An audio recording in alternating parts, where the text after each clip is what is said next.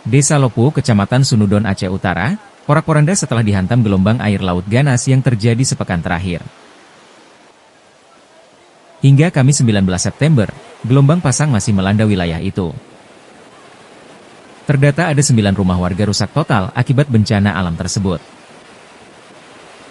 Badan jalan di beberapa titik ambles dan tidak dapat dilalui kendaraan roda 4. Warga terpaksa mengungsi ke lokasi yang lebih aman untuk menyelamatkan diri. Sudah 4 hari listrik di wilayah tersebut padam total.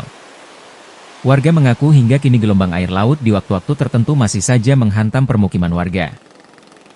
Darmiati, salah seorang warga yang kehilangan rumah, mengaku mereka sekeluarga berhasil menyelamatkan diri saat rumah mereka dihantam gelombang air laut yang disertai angin kencang. Korban berharap pemerintah membangun kembali rumah mereka setelah rumah hancur diterjang ombak. Tapi karena ada ombak gelombang besar, jadi semuanya hancur. Rumah-rumahnya runtuh supaya Pak. Kami memohon bantuan Pak, supaya kami diberi tempat tinggal Pak ya. Supaya kami bisa tinggal lagi di sini. Di tempat ada rumah-rumah. Kami minta bantuannya Pak. Ya, kami melihat ombaknya datang kan, dan menerjang rumah-rumah kami. Dan rumah kami runtuh, jadi kami sempat berkemas-kemas barang keluar ya, supaya nggak dibawa ombak.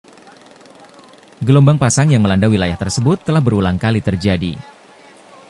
Tahun lalu, 29 rumah hanyut setelah diterjang ombak. Kepala Desa Lopo Bahtiar mengaku, sejauh ini belum ada perhatian serius dari pemerintah padahal telah melapor ke sejumlah instansi terkait. Sebenarnya ini bukan hal yang pertama yang terjadi di Lopo, tapi ini yang paling dahsyat. Di tahun 2023 kemarin, kita sudah lapor juga ke dinas terkait bahwa ancaman abrasi yang terjadi di Kampung Lopo ini sangat meresahkan warga. Kemarin itu sudah terbawa rumah 29 rumah. Hari ini terbawa lagi 9 rumah yang ada di pesisir pantai Lopo ini di 2024. Belum juga ada perhatian serius dari Pemda Aceh Utara. Karena selalu mereka beralasan terkendala dengan DID. Kita tidak tahu harus menyampaikan kemana, karena ke Dinas PUPR sudah beberapa kali kita menyampaikan, dan Balai juga sudah pernah turun ke lapangan, tapi tindak lanjut tidak pernah terjadi sampai hari ini. Badan Meteorologi, Klimatologi, dan Geofisika, BMKG menyebut, saat ini wilayah Aceh berada pada masa transisi dari musim kemarau ke musim penghujan, sehingga warga diimbau untuk selalu waspada terhadap potensi bencana hidrometeorologi.